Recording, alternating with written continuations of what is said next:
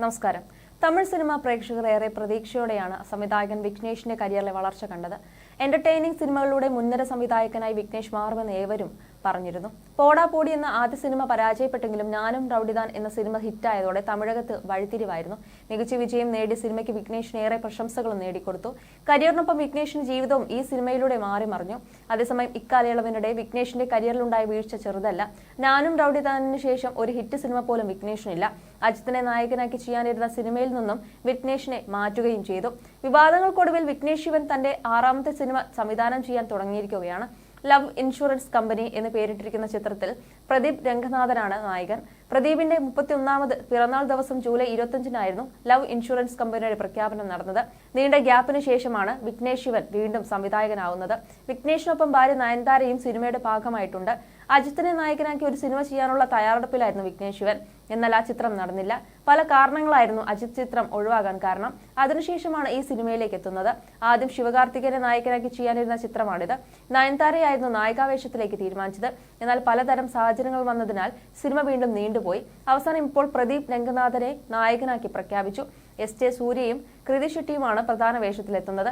Leo സിനിമയെല്ലാം നിർമ്മിച്ച 7 screen studio ആയിരുന്നു ചിത്രം നിർമ്മിക്കാൻ മുന്നോട്ട് വന്നത്. ചിത്രത്തിന്റെ ടൈറ്റിൽ സംബന്ധിച്ച് ചില പ്രശ്നങ്ങൾ ഉണ്ടായി. എന്നാൽ അതിനുശേഷം നയൻതാര തന്നെ റൌഡി പിക്ചേഴ്സിന്റെ ബാനറിൽ ചിത്രം നിർമ്മിക്കാമെന്ന് തീരുമാനിക്കുകയായിരുന്നു. 7 സ്ക്രീൻ സ്റ്റുഡിയോസിലൂടെ അമരക്കാരൻ എസ് ലളിത് കുമാർ ഈ ചിത്രത്തിന്റെ സഹനിർമ്മാതാവും എന്നാണ് റിപ്പോർട്ടുകൾ പറയുന്നത്.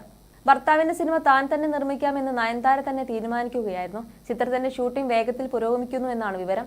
ഇടയ്ക്ക് വിഘ്നേഷ് ശിവന് നേരെ കുറ്റപ്പെടുത്തൽ വന്നിരുന്നു. എന്നാൽ ഇപ്പോൾ ലൊക്കേഷനിൽ കൃത്യമായി വിഘ്നേഷ് എത്തുന്നുണ്ട്. സ്വന്തം പണം മുടക്കിയാണ് തന്റെ സിനിമ എടുക്കുന്നത് എന്ന ചിന്ത ഉള്ളതിനാലാണ് വിഘ്നേഷ് കൃത്യമായി ലൊക്കേഷനിൽ എത്തുന്നത് എന്നാണ് ഫിലിം ജേർണലിസ്റ്റ് അന്തനൻ ഒരു യൂട്യൂബ് അഭിമുഖത്തിൽ പറഞ്ഞത്. ലവ് ഇൻഷുറൻസ് കോർപ്പറേഷൻ എന്നായിരുന്നു ആദ്യം ചിത്രത്തിന് പേരിട്ടത്. എന്നാൽ അതിന്റെ പേരിൽ ലൈഫ് ഇൻഷുറൻസ് കോർപ്പറേഷൻ ചിത്രത്തിന്റെ ടീമിനെതിരെ കേസ് കൊടുത്തു. ലവ് ഇൻഷുറൻസ് കോർപ്പറേഷൻ LIC എന്ന ഷോർട്ട്കട്ട് ഫോമിലായിരുന്നു പേരിട്ടിരുന്നത്. അത് വലിയ പ്രശ്നമായി. അതിനുശേഷമാണ് പേരിൽ ചില മാറ്റങ്ങൾ വരുത്തി ലവ് ഇൻഷുറൻസ് കമ്പനി എന്ന രീതിയിലാക്കിയത്. 2012-ലാണ് പോടാ പോടി എന്ന ചിത്രത്തിലൂടെ വിഘ്നേഷ് ശിവൻ ആദ്യമായി സംവിധാന രംഗത്തെത്തുന്നത്. സിംബു, വരലക്ഷ്മി എന്നിവർ പ്രധാന വേഷത്തിലെത്തിയ ചിത്രം മികച്ച അഭിപ്രായങ്ങൾ നേടിയിരുന്നു. അതിനുശേഷം 2015-ലാണ് ഞാനും റൌഡിദാൻ എന്ന സിനിമ സംവിധാനം ചെയ്യുന്നത്. ഈ ചിത്രത്തിലൂടെയാണ് നയൻതാരയും വിഘ്നേഷ് ശിവനും പ്രണയത്തിലാവുന്നത്. ശേഷം താന സേന്തക്കൂട്ടം, പാവൈ കഥകൾ, കാത്തുവാക്കുല, 2 കാതൽ എന്നീ സിനിമകളാണ് വിഘ്നേഷ് ചെയ്തത്.